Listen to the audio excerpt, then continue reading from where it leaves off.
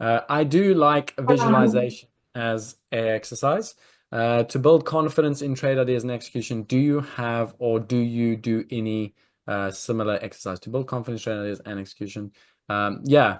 Okay, so what I like to do for any big trade, or at least a trade where I think there's very good asymmetrical risk reward, because it's not for every trade. I do many trades in a day, so I don't think of every single trade. But where I think there's a big trade, like a big breakout, a big time frame breakout, what I would typically do, okay, is the night before I think it's going to happen, or the weekend before, I typically want to visualize ultimately what it is I want to see that can firstly get me into the trade. Okay, and very, very important, I'm looking for some specific characteristics, whether it's maybe a change in the nature of the price action. Okay, so that would get me in. But when I get in, I also want to see how I'm getting in. Okay, what position am I getting in? Because if I'm getting in with 10 and I ultimately want to get 50, I have to somehow, in my visualization technique, work my way from 10 to 50. Okay, so I want to be very specific about how I'm entering because everything I'm doing in the visualization technique, I'm trying to prepare and practice for the eventuality, which I believe is coming. Okay. So it's very important to be specific. With any visualization technique, the more specific you can be, the better the practice. Because when the day comes, what do you think I'm going to do when I see the kind of price action I see? I'm going to do what I dreamt about. Okay, now if you want to be aggressive with it and you're dreaming about 50, that's very different to if you want to be a little bit less aggressive and enter with 10. They're two different scenarios. You will ultimately respond in the way that you visualized it. Okay. More importantly, and this is where it becomes key, very often in my visualization, I'm always trying to see myself in that trade off sides as well. Okay, I don't spend a lot of time thinking about it going on sides because that just makes my blood pressure and my heart rate race. But what I actually want to do is feel myself going off sides. And in particular, I want my heart rate to go up when I go off sides. Why?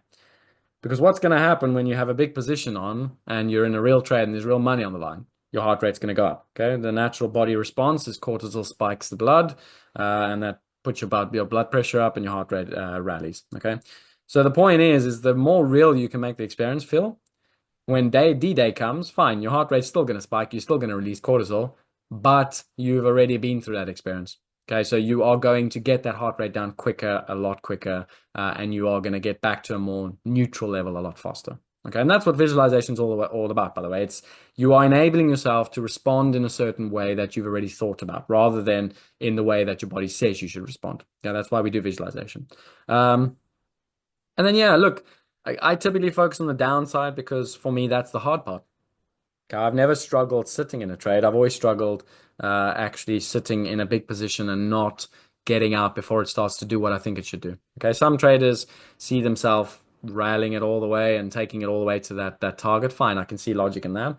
But for me, that's the most important part. I want to focus on how I enter, and then I also want to focus on seeing myself offside so I can deal with that emotional response before the day actually arrives. Okay.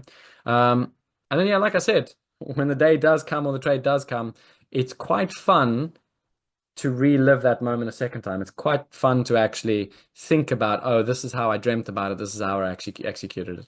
Okay. All the best performers, not just traders, all the best performers visualize themselves winning, achieving, succeeding, suffering setbacks, all of them. Okay. The more visualization you can do, like I said, the less likely it is that when the real moment comes that you're going to be surprised because it's not a new experience. Okay, your brain doesn't know how to differentiate between real and not real. It just knows experience. Okay, and that's what visualization is all about. So hopefully that gives you an idea of how I visualize big trades. Like I said, it's not all trades. It's just the trades where I feel there's good asymmetry. Um, but that's how I do it. I try and make it as real as possible. Okay, and that's a trick. You'll hear performance psychologists often talk about a successful visualization technique must see a change in the heart rate. Okay, the more you can create a physiological response, the better the visualization. Why? Because your brain remembers physiological responses better than non-physiological responses. Okay. And again, just one way to illustrate that. If you go and think back of all your deepest memories, they'll all to some degree be emotional or emotionally driven responses. In other words, there was a high degree of emotion, whether positive or negative, when those events happen, and that's why your brain can remember them. Okay, so that's just a little bit of understanding as to visualization techniques.